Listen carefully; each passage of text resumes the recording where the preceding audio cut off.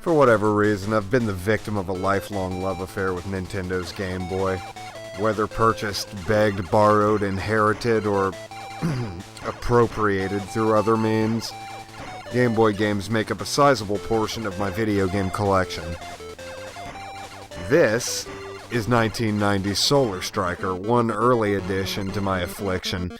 So early, in fact, it might be the first shmup I ever played.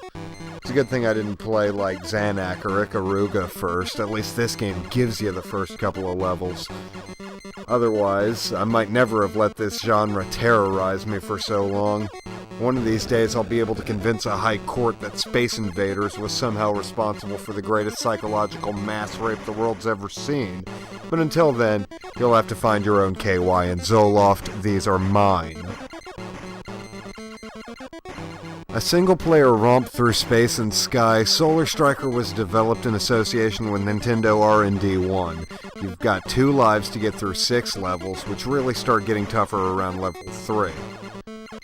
In another show of forgiveness, dying only costs you 1 weapon upgrade rather than setting you back or neutering your defenses completely. If nothing else, it makes it easier to get your turbo missiles, which are as fun to shoot as they are to say. Turbo missiles, turbo missiles, turbo missiles.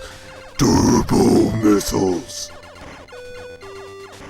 The soundtrack doesn't fuck around either, and no shmups should.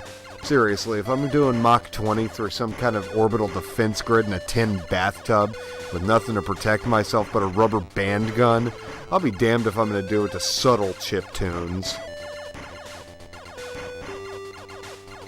In the end, Solar Striker's cool name, cooler jams, and forgiving learning curve don't save it from mediocrity, though.